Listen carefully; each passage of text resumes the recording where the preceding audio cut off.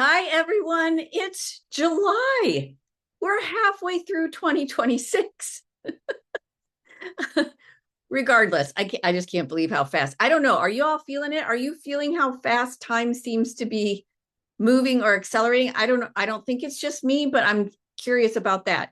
That is not this month's animal message, but I just wanted to just say that because I just want to take a moment and go, oh my goodness, we're halfway through this year.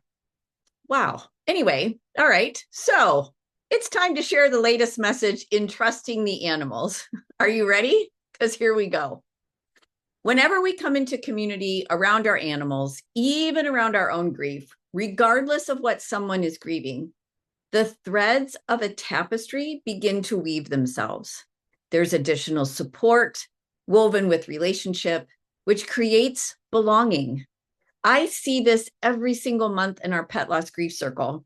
Carrie, Kenny, and I hold space for 8 people at a time. And every month, the animals and the circumstances around each passing are different.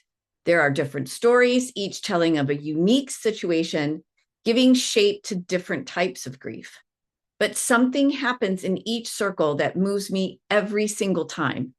The messages that come through for one person's animal, there is a thread that ends up being relevant for everybody else in the room as well.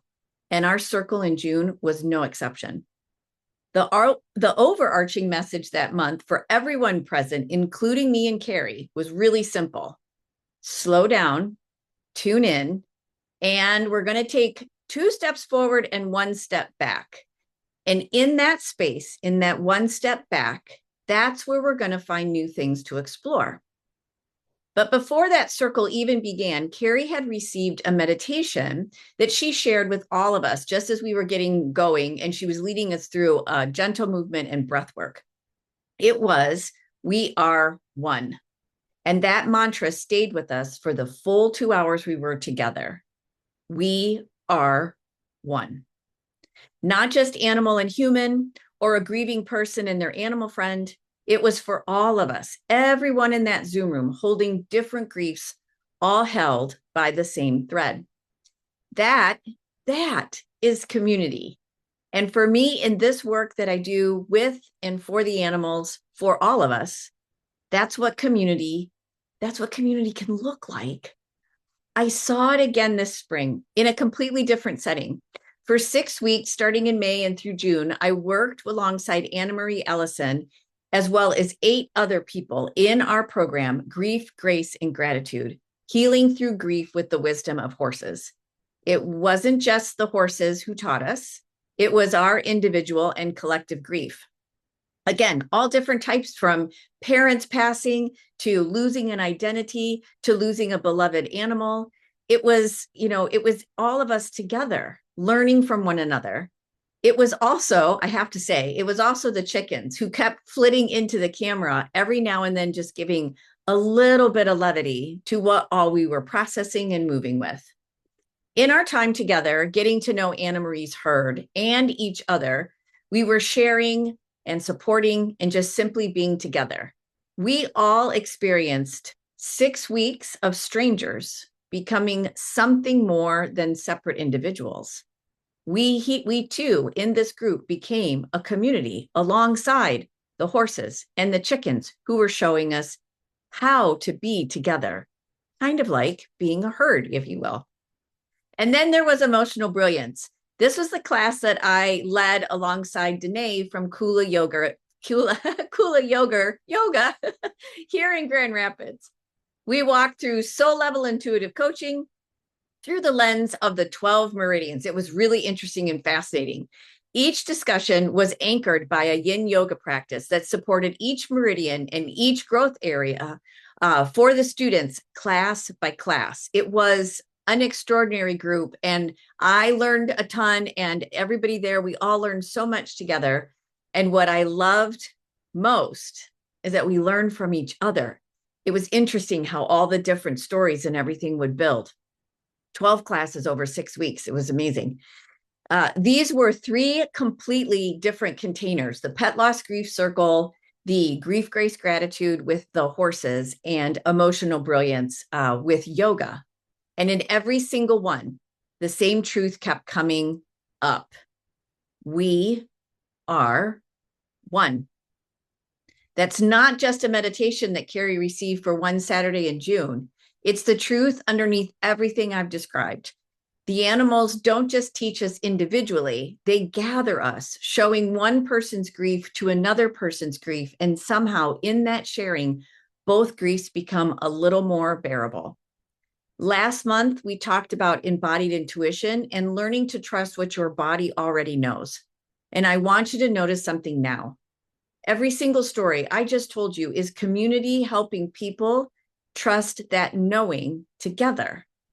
You don't have to do this alone. None of us do, because that was never the design.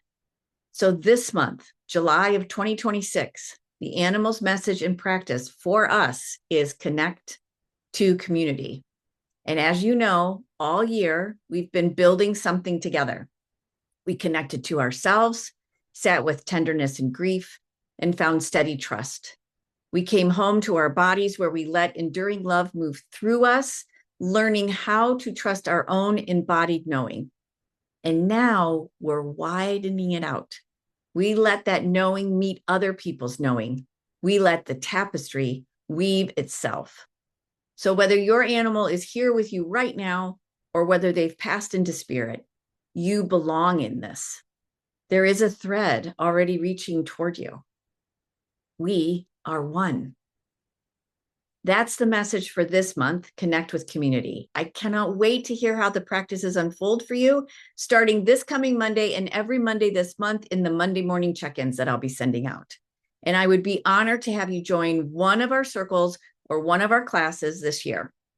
So for July, trust the animals, trust yourself, and trust the thread that connects us all. So before I go, I do want to give just a quick update on events this month. If you're interested in starting your animal communication journey, Danielle McKinnon, my teacher, is hosting her annual weekend workshop at Omega in Rhinebeck, New York, from July 24th to July 26th, and I'm going to be there as one of her teaching assistants. I know some of you will be there, and I can't wait to give you a hug. If you've not enrolled, but you've been thinking about it, I cannot hype this enough or endorse it enough, because I went through this workshop in 2019 and it was a game changer. I left feeling so giddy. So my vibration was so high. It was wild. I loved it. And I made friends there that I'm still connected with. So if you're thinking about it, think about it. And also just check it out. You can get there through my website as well as daniellemckinnon.com. And special sneak peek, this coming Monday, the 6th of July, the one and only Penelope Smith will be on the podcast. I can't wait for you to hear this conversation. It is indeed an example of connect with community. So please check it out and let me know what you think. I'm really, really excited about this one. And also in looking forward just a little bit, our next Pet Loss Grief Circle is actually going to be in August, on August 15th from 1 to 3 p.m. Eastern US. And Anna Marie Ellison, her herd, and I will be holding an in-person retreat at her ranch west of Chicago, October 9th and 11th, 9th through 11th, that whole weekend. It'll be 3 days of in-person working with the horses and the chickens and her dog Sparkle to support your grief journey.